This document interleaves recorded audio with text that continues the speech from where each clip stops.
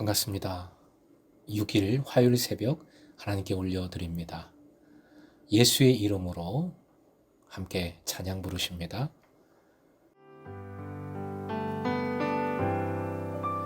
예수의 이름으로 나는 일어서리라.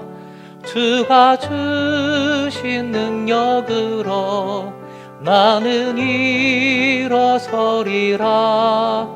원수가 날 향해 와도 쓰러지지 않으리. 주가 주신 능력으로 주가 주신 능력으로 주가 주신 능력으로 일어서리.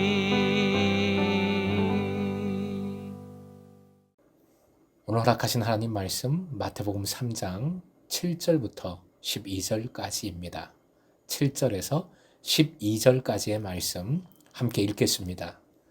요한이 많은 바리새인들과 사두개인들이 세례 베푸는 대로 오는 것을 보고 이르되 독사의 자식들아 누가 너희를 가르쳐 임박한 진노를 피하라 하더냐. 그러므로 회개에 합당한 열매를 맺고 속으로 아브라함이 우리 조상이라고 생각하지 말라. 내가 너에게 이르노니 하나님이 능히 이 돌들로도 아브라함의 자손이 되게 하시리라. 이미 도끼가 나무 뿌리에 놓였으니 좋은 열매를 맺지 아니하는 나무마다 찍혀 불에 던져지리라. 나는 너희로 회개하게 하기 위하여 물로 세례를 베풀거니와 내 뒤에 오시는 이는 나보다 능력이 많으시니 나는 그의 신을 들기도 감당하지 못하겠노라. 그는 성령과 불로 너희에게 세례를 베푸실 것이요 손에 키를 들고 자기의 타작마당을 정하게 하사 알곡은 모아 곡간에 들이고 축정이는 꺼지지 않는 불에 태우시리라. 오늘의 기도 제목, 심판을 두려워하는 삶이 아니라 새로운 창조를 누리며 살게 하소서. 심판을 두려워하는 삶이 아니라 새로운 창조를 누리며 살게 하소서.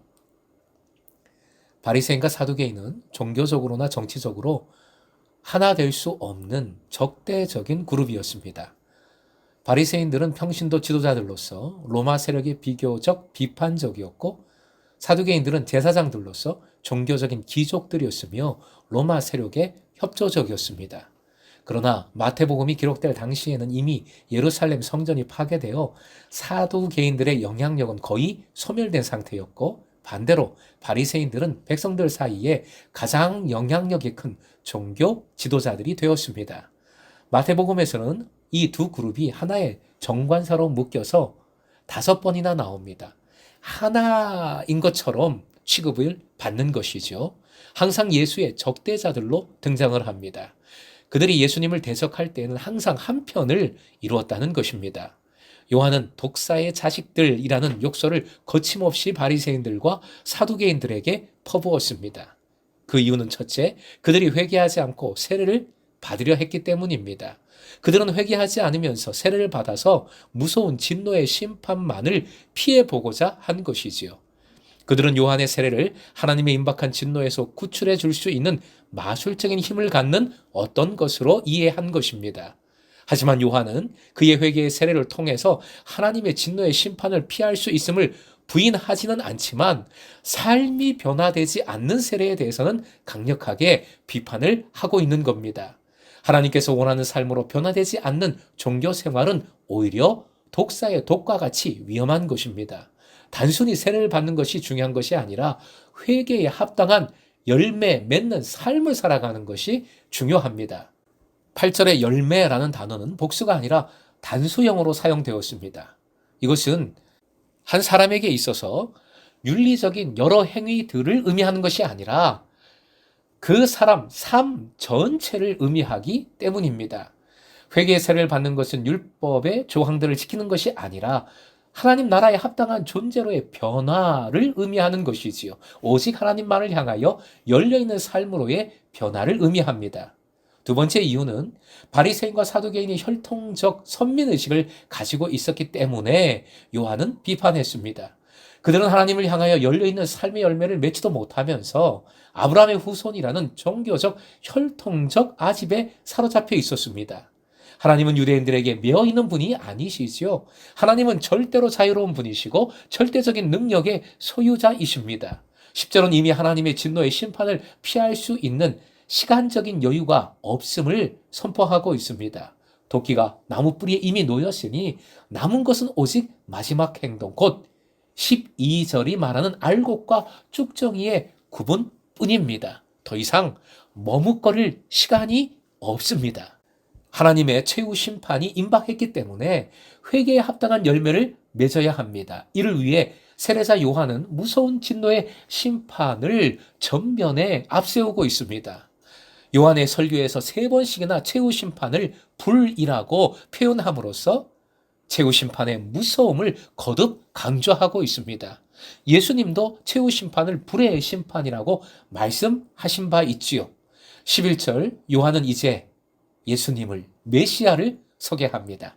이를 위하여 요한은 2개의 대조법을 사용합니다. 첫째는 나와 내 뒤에 오시는 분을 대조하고, 두 번째로는 물로 주는 세례와 성령과 불로 주는 세례를 대비시킵니다. 요한은 자신이 물로 주는 세례는 회개케 하기 위한 세례라고 분명하게 말했지요. 이 물 세례는 요한의 뒤에 오시는 분이 주실 성령과 불로 주는 세례를 준비하는 것일 뿐입니다. 그의 신을 들기도 감당하지 못하겠노라 말했습니다. 신을 드는 일은 당시에 노예의 임무였고 또 노예임을 표시하는 것입니다. 요한은 오시는 분 앞에서 자신은 노예조차 될 수 없음을, 정말 아무것도 아님을 밝히고 있는 것입니다. 길을 예비하는 사람의 겸손한 모습입니다.